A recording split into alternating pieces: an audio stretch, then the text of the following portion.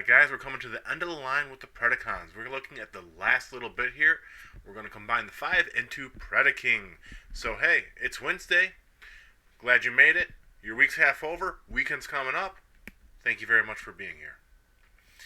Alright guys, I hope you've had a good week so far. We're going to get to the table, and we're going to go ahead and review Predaking. Tom's here with his toys. He's here to play. Let's go. Alright, so today we're going to be combining body parts. We got that, we got that.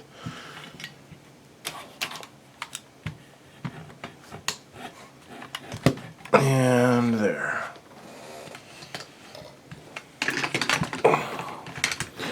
There. Done. He's combined. No, not really. Alright, start with, we're going to go ahead and connect the legs to the waist by sliding them into this part here. There we go.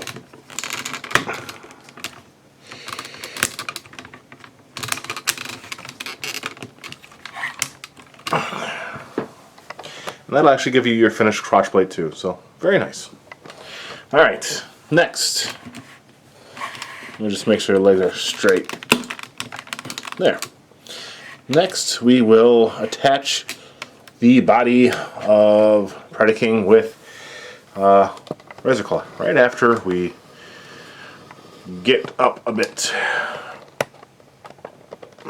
He gets to be very tall. So we got the waist. There is this here, which is kind of like a track, and we're going to actually run it through this. So just move those out of the way, line it up, and then just slide them in. And that'll actually lock them into place for that part there. So now we got to raise up again.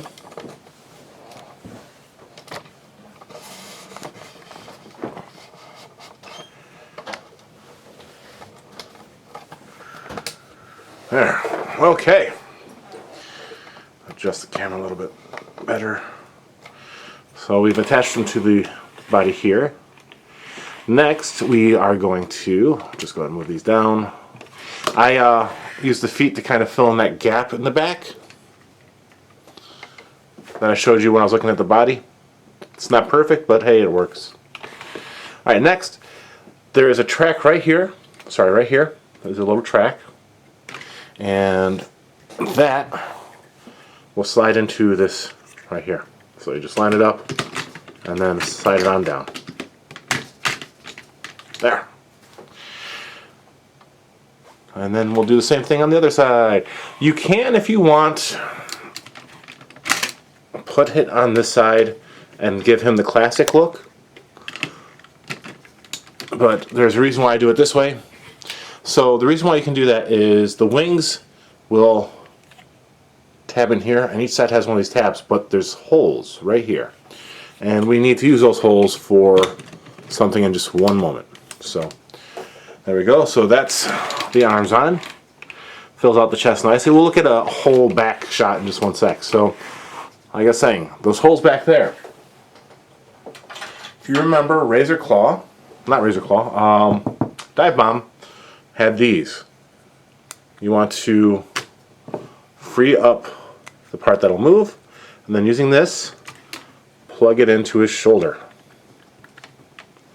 And then you can just lay it across his arm, and that gives him his classic cannons that he had on the back as his toy.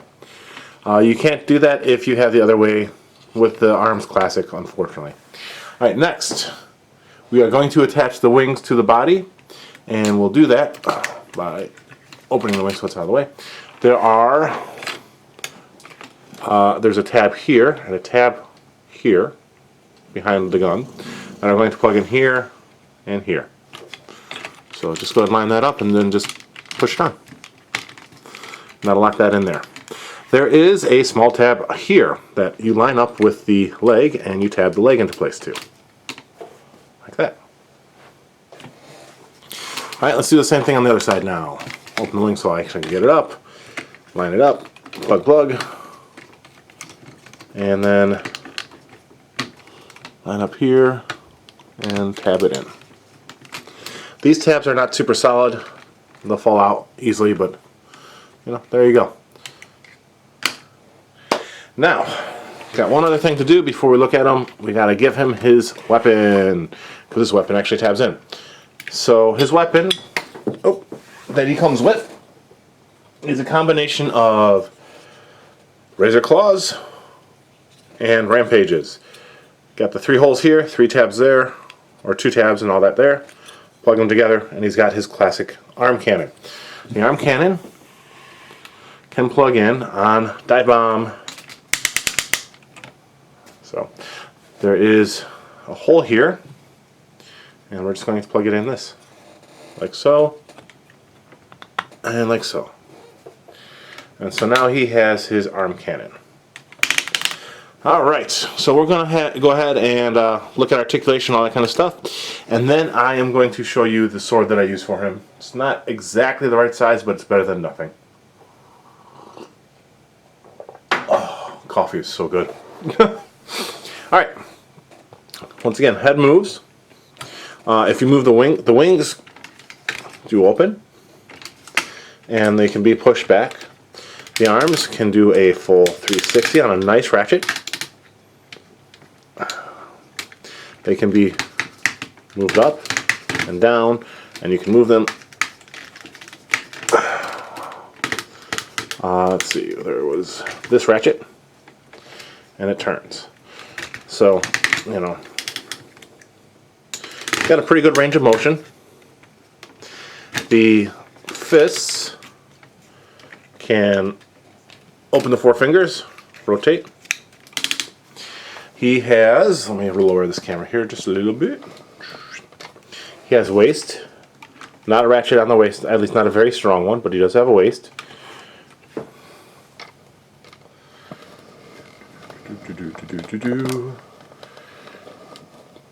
He has hips, which are actually really strong ratchets. Holds that leg up, no problem, and you gotta really tap on it to get it to drop, which I like. He holds poses really well. You can move the leg out on that ratchet there, and again, you gotta put some effort into it. It's got a knee, rotates there, rotates, oh, you can't even see now.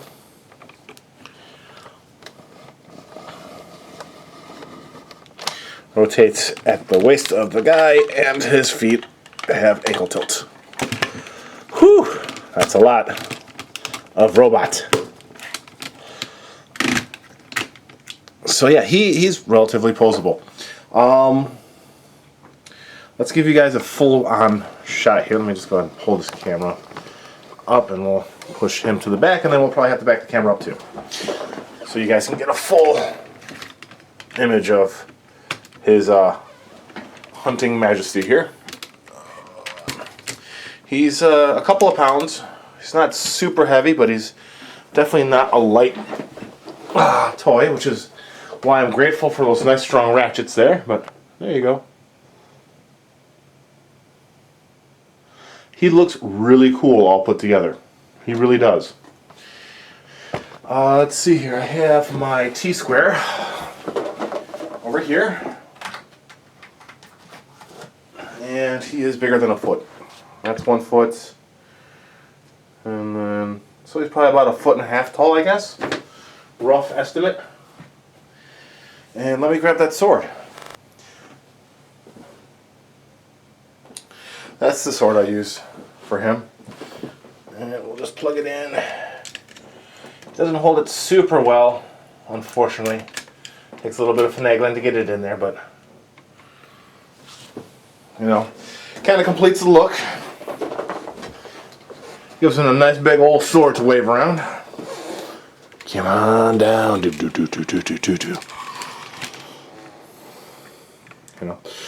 And even though the sword is heavy, this sword is actually quite heavy compared to even the robot. There you go. It's a lot of heavy-duty plastic on that sword. Holds it up just fine. You can, as long as it's one of the ratchets and not one of the regular joints, you can get a kind of decent pose out of him. You know, you can, let's see.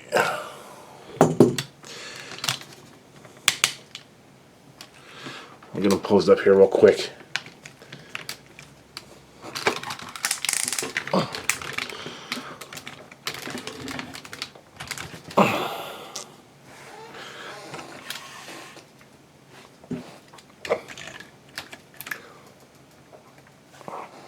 Unfortunately, because the fist is kind of weak, there we go.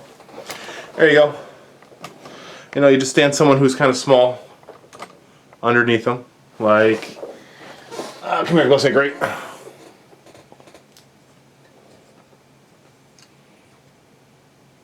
There. Something like that. And you got a pretty cool little, you know, thing going on.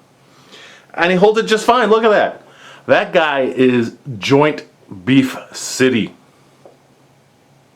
And as long as you know, I put the fist and arm correctly and I don't tap it, it won't turn. But you know, he holds it very well with the joints that he has that are ratcheted.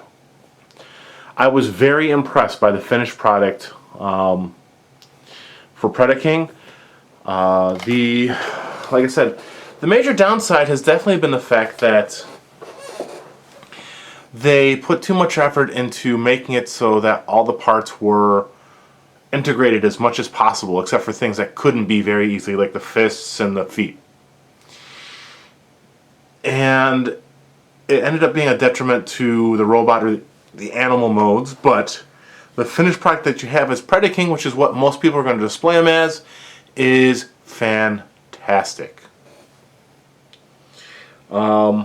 I am very happy with this purchase. I got him when he first came out, and I haven't regretted it. I have fun playing with it every now and then, and I hope you guys enjoyed this little bit of a review, and I hope to see you guys on Friday. We'll be starting a new series. We'll be looking actually at the Gokaidras next, unless I finally get the next mini pluff for Zenkaio. I think it's Blue Machine or Vroom Machine. Vroomagine is the next one. So that's supposed to be coming out this month. I haven't seen an update yet.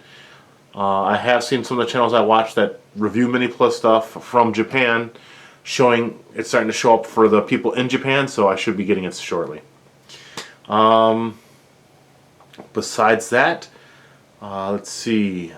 Next month, the Yudo, which will be like the action figures for Zenkaidra, are supposed to drop, so we'll be hopefully seeing those next month for that main series. The month after that is supposed to be Mini Plus Set 3, and then I have, then it's supposed to be a break.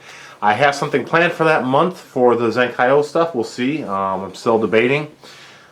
And then after that will be Mini Plus Set 4. I haven't seen anything about a Yodo Set 2.